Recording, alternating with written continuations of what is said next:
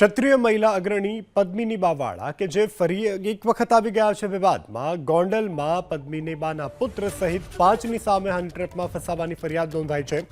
Jetpur road ઉપર રહેતા 60 વર્ષીય જે વૃદ્ધ છે તેણે પોલીસમાં ફરિયાદ નોંધાવી છે.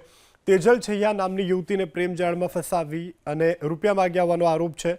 તો રૂપિયા તેમજ મકાન પચાવી પાડવાની ધમકી પણ આપવામાં આવી હતી. આ સમગ્ર મામલે પદ્મિની બાએ પોલીસ ફરિયાદને ખોટી ગણાવી અને પલટવાર કર્યો છે કે આ વ્યક્તિ યુવતીનું શોષણ કરવા માંગતો હતો. ઠપકો આપ્યા બાદ તેણે માફી પણ માંગી હતી. યુવતીએ રમેશ નામના વ્યક્તિની સામે છેડતીની ફરિયાદ નોંધાવી હતી. વિડીયો કોલના માધ્યમથી બીભત્સ માગણી કરતો હોવાનો પણ દાવો છે. ભાઈને ફોન કર્યો, ભાઈએ ના આવ્યા. ભાઈ એમ કીધું હું નહીં આવું, આપ લોકો અહીંયા આવો. બરાબર, અમે અહીંયા આવ્યા, ગોંડલ આવ્યા.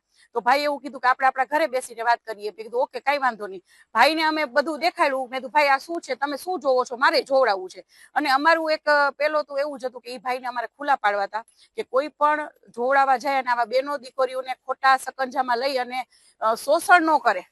બરાબર, અને ઈ ભાઈની પૂરેપૂરી તૈયારી હતી આ બેનનું શોષણ કરવાની. પછી ભાઈ માફી માંગવા માંડ્યા, એના દીકરી માફી બધા અમારી પાસે કેટલી બધી માફી માંગી અને કે બેન જાતું કરી દો. એટલે અમે એની ઉપર વિશ્વાસ કરી ગયા. એટલે અમે એમને એમ કીધું કે ભાઈ આપની માફી પત્ર એક અમને આપી દો. અમારે કઈ વાયરલ પણ નથી કર્યું, પણ બીજી વાર આવું કોઈ બેન દીકરીઓ સાથે આપ કરતા નહીં.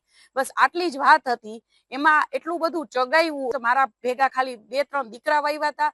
ખાસ કરીને મારા દીકરા તો મારી સાથે જ હોય છે. તો મારા દીકરા માથે શેની ભાઈ એફઆઈઆર? મારા દીકરા અહીંયા આખું અમારી પાસે ફૂટેજ છે.